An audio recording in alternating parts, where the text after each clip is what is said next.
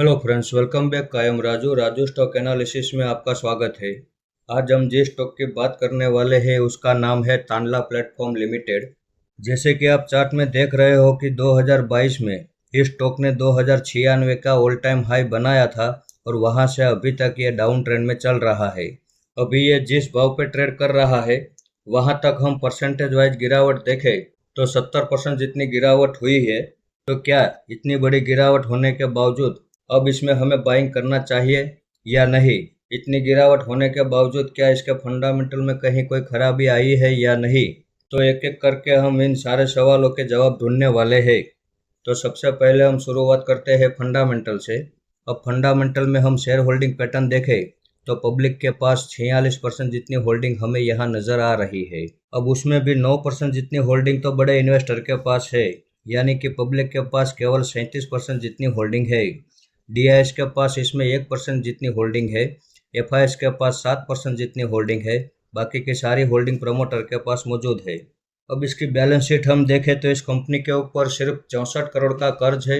उसके सामने 2255 करोड़ का तो रिजर्व है। अब इतने बड़े रिजर्व के सामने इतना छोटा सा कर्ज बड़ा मामूली सा कर्ज है। तो इस हिसाब से इनकी बैलेंस शीट बड़ी पावरफुल और दमदार है। उसके आगे प्रॉफिट एंड लॉस सेगमेंट में हम देखें तो 2014 और 2020 इन 2 सालों में इस कंपनी ने लॉस किया है। इन 2 सालों को हम छोड़ दें तो बाकी के सभी सालों में इस कंपनी ने कंपलसरी अच्छा खासा प्रॉफिट किया है। साथ में ये कंपनी हमें डिविडेंड भी दे रही है।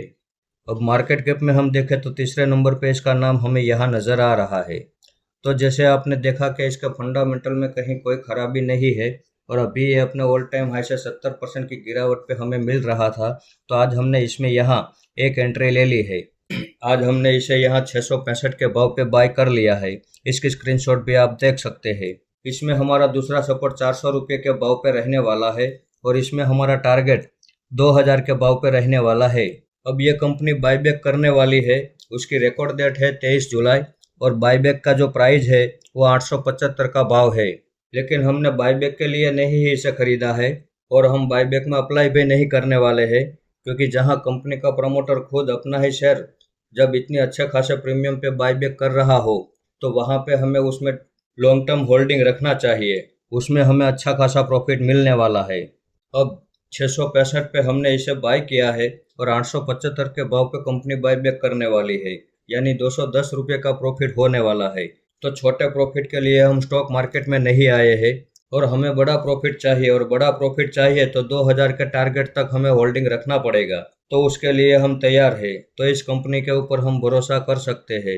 इस वीडियो को आप मेरी ओर से बाइंग या सेलिंग की रिकमेंडेशन ना समझे। ये मेरा पर्सनल व्यू है जो मैं आपके सामने शेयर कर रहा हूँ। ऐसे ही अच्छे अच्छे टेक्निकल और फंडामेंटल वाले स्टॉक मैं आपके सामने लाता रहूँगा। आपने यहाँ तक मेरा वीडियो देखा उसके लिए आपका बहुत बहुत धन्यवाद।